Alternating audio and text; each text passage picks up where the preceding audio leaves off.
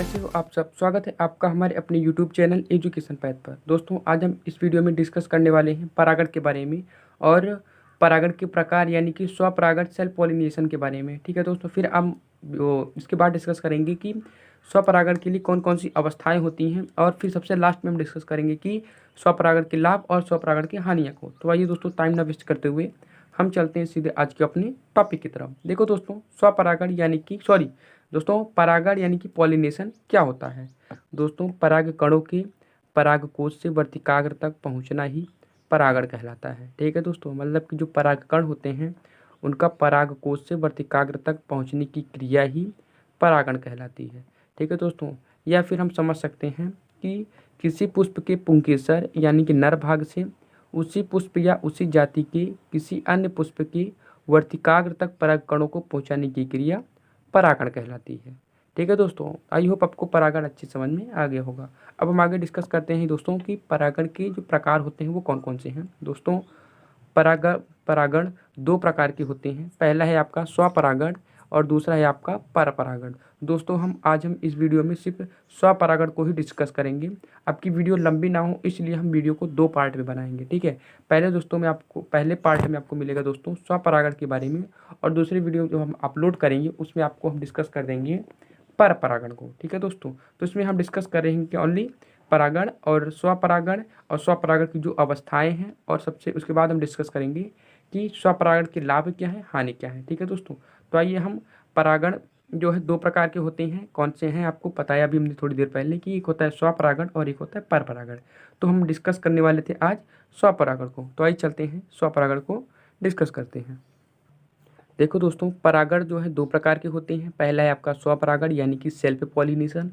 दोस्तों जब एक पुष्प के परागकण उसी पुष्प या उसी पादप की अन्य पुष्प की वर्तिकाग्र पर पहुंचते हैं तो यह क्रिया स्वपरागण कहलाती है। ठीक है दोस्तों, मतलब कि जब एक पुष्प का परागकण उसी पुष्प या उसी पादप की किसी अन्य यानी कि किसी दूसरे पुष्प के वर्तिकाग्र पर पहुंच जाए तो यह क्रिया स्वपरागण कहलाती है। ठीक है दोस्तों, स्वपरागण जो है दो प्रकार से होता है। ठीक है दोस्तों, यानी कि दो स्वपरागण के लिए दो अवस्था होती है, एक प्रथम अवस्था और दूसरी अवस्था। ठीक है दोस्तों, एक एक करके हम इन दोनों अवस्था को समझते हैं। देखिए दोस्तों, स्वपरागण के लिए जो पहली अवस्था है वो क्या है, इसमें एक द्विलिंगी पुष्प के परागकण उसी पुष्प के वर्तिकाग्र पर पहुंचते हैं। ठीक है दोस्तों, मतलब इसमें क्या होता है कि जो पुष्प होता है वह द्विलिंगी होता है। ठीक है, तो जो उस पुष्प का परागकण है उसी पुष्प के वर्तिकाग्र पर पहुंचेगा। ठीक है दोस्तों, ये एक अवस्था होती है स्वपरागण की। ठीक है दोस्तों, और जो दूसरी अवस्था है स्वपरागण की वह क्या है कि दोस्तों इसमें एक ही पादप के पुष्प के परागकण उसी पादप के दूसरे पुष्प के वर्तिकाग्र पर पहुंचते हैं तो स्वपरागण की इस अवस्था को सजात पुष्पी परागण भी कहते हैं। ठीक है दोस्तों, जो दूसरी अवस्था है स्वपरागण की, इसमें क्या होता है दोस्तों कि एक पादप का जो पुष्प है उस पुष्प का जो परागकण है उस पादप के किसी दूसरे पुष्प के वर्तिकाग्र पर पहुंचेगा। ठीक है दोस्तों, जबकि जो प्रथम अवस्था थी उसमें क्या था कि उस पुष्प का जो परागकण है उसी पुष्प के वर्तिकाग्र पर पहुंचेगा।